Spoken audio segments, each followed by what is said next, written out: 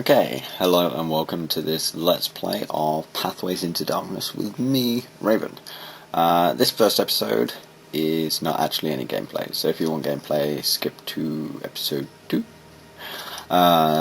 This episode, however, I'm going to be providing the backstory from the manual, as I have the manual open, so I'm going to be reading from that.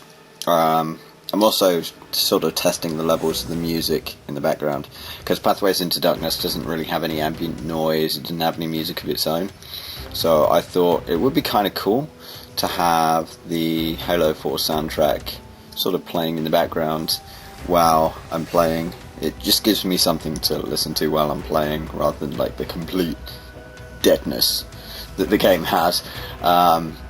There is sound in it. It took me ages to get that working, but there is sound working. I'm running this on a Mac emulator on Windows, as you can tell.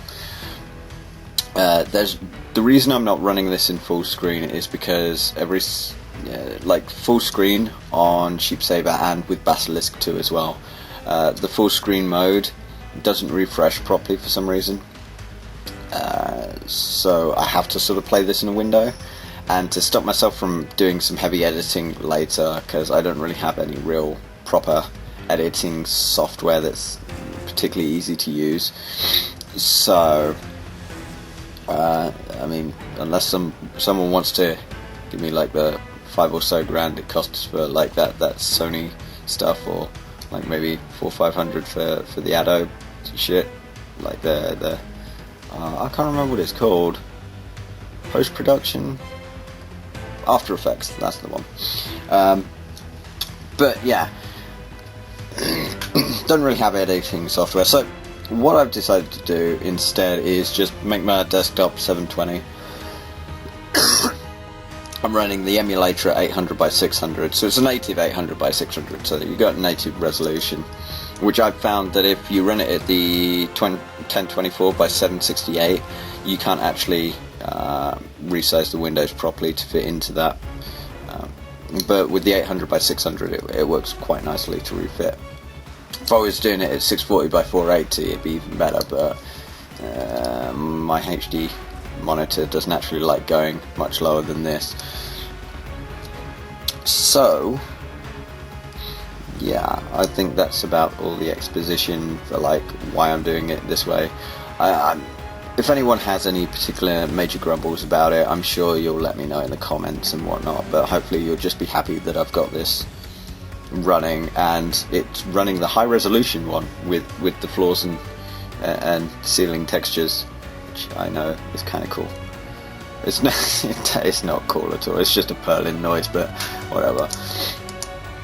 But as I said, this first episode is literally going to be me providing all of the background exposition, so if you want the actual gameplay, skip to the next one. But if you want to know like what the story is actually about without being completely confused throughout the whole of it, then stay tuned, and I'm gonna just start reading through it. The alien prediction appeared early in the spring of 1994, flickering suddenly into existence deep within the Pentagon in Washington, D.C. The hologram of the Yara diplomat interrupted quite deliberately an important briefing of the president by his senior military staff. It told them they had 8 days to save the world. No one outside the 6 men present that day know exactly what was said in the hours that followed. Only that a special forces team, armed to the teeth, was immediately afterwards ordered to paradrop near the site of an ancient asteroid impact in the Yucatan Peninsula. 64 million years ago, a large extraterrestrial object struck the Earth in what would later be called the Yucatan Peninsula, in southeastern Mexico. The dust and rock thrown up by the resulting explosion caused an enormous climatic changes in the ensuing years, and many of the Earth species became extinct during the long winter that followed. The object itself was buried thousands of feet below ground, its nearly 2 kilometer length remarkably intact. It remained there, motionless, for thousands of years before it finally began to stir and to dream. It was a member of a race whose history began when the Milky Way was still a formless collection of dusts and gases. A powerful race of immortals which had quickly grown bored of their tiny universe and nearly exterminated themselves in a war. This particular being, whose name no human throat will ever learn to pronounce, was part of a cataclysmic battle that formed the Magellan Clouds billions of years ago. It died there, or it came close to dying as these things can, and drifted aimlessly for millions of years before striking the Earth. The heat of the impact liquefied the rock around it, which later cooled and encased the dead god's huge body far below ground. As it began to dream, it wrought unintentional changes in its environment. Locked deep beneath the Earth, strange and unbelievable things faded in and out of reality. Vast caverns and landscapes bubbled to life within the rock, populated by horrible manifestations of the god's dream.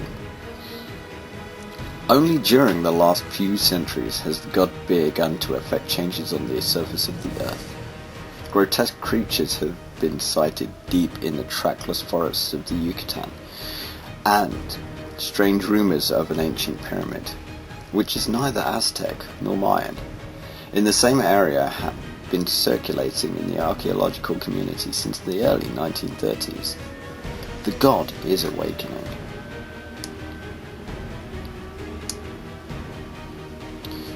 Though the god can never be killed, the projection of the Yari dignity told us here on Earth that if we acted, we could prevent it from awakening. To do this, however, someone was going to have to carry a low-yield nuclear device down to the god's body and detonate it. This would not only stun the dreaming god, but further bury it under millions of tons of rocks. The Yaro claim to have made an extensive survey of Earth's technology and maintain this is the only way. More permanent measures will be taken by the aliens themselves, who are already on their way, when they arrive in 2.5 Earth years. The aliens have provided us with a great deal of intelligence on the strange pyramid in the Yucatan and the catacombs below it. This information has been compiled into this briefing and has been presented to you and every other member of the assault team. Good luck. Ryu Toth, the Yaro representative, appeared via a hologram in the Pentagon at 1500 hours on Thursday, May the 5th, 1994. You and the rest of the assault team will be dropped by a C-151 transport over the Yucatan shortly after 0200 hours on Sunday, May the 8th. This leaves 5 days before the dreaming god awakens, sometime in the afternoon on the following Friday. In addition to the weapons and ammunition, your squad of 8 men will carry a small, low-yield nuclear device and 3 radio beacons. The bomb must be planted at the lowest point you are able to descend into the god's tunnels. Detonation can be delayed for at least 48 hours by the bomb's timer, but should under no circumstances occur after 1400 hours on Friday. Upon returning to the surface, triggering any one of the radio beacons will signal the extraction team to pick you up. 10 minutes are required from the time the extraction signal is given to the time the helicopters will arrive at the pyramid. Allow for an additional 10 minutes for the helicopters to reach a minimum safe distance from the explosion of the nuclear device you have been given. Unfortunately, things didn't go quite as planned. During the jump from the C-151, your primary parachute fails, and you're only able to pull the reserve only moments before crashing through the forest canopy towards the ground. 2 hours later, you awake, unarmed except for a few bruises, to realize that most of your equipment is missing or damaged. Fortunately, someone else jumped with the nuclear device. The muzzle of your M16 is bent just enough to render the damn thing useless, and the bag holding the spare clips for your Colt .45 is lost deep in the jungle underbrush. About the only things which didn't break were your flashlight and the survival knife. You finally reached the pyramid by foot a little after 0600 hours. The rest of your team must have entered nearly 4 hours ago. Armed only with a knife and the knowledge contained in this briefing, you follow them. Okay, so that is literally all the backstory the game has. The rest of it is told in-game. Now, for those who haven't played Pathways and are like used to how Bungie games tend to work at being not very story, like they've got nice, good, deep storylines in there, but they're less puzzle orientated and far more run and gun orientated. This does have like the run and gun gameplay after a sort of style. But for the most part, like it's far more RPG-esque. Like you can level your character up. In fact, it's kind of necessary to level up your character's skills to make them more effective with the guns, with the knife, getting your health up. I'm not gonna be playing the game in expert mode because I used to suck at it. I did a couple of test playthroughs and I still sort of suck at it, but you know, I'll do my best to try and make it through without dying too many times. I'm still not sure how I'm going to break up the levels, but hopefully I'll figure that out once I start playing. Okay, I'll catch you guys. For me, it's going to be probably a couple of minutes while I take a short break, because that was a lot of talking all at once, and it was But yeah, for me it's going to be a short break. I'm not sure when I'll upload the next video, but I can guarantee the introduction in the first episode will probably be made public at the same time. So until next time, guys.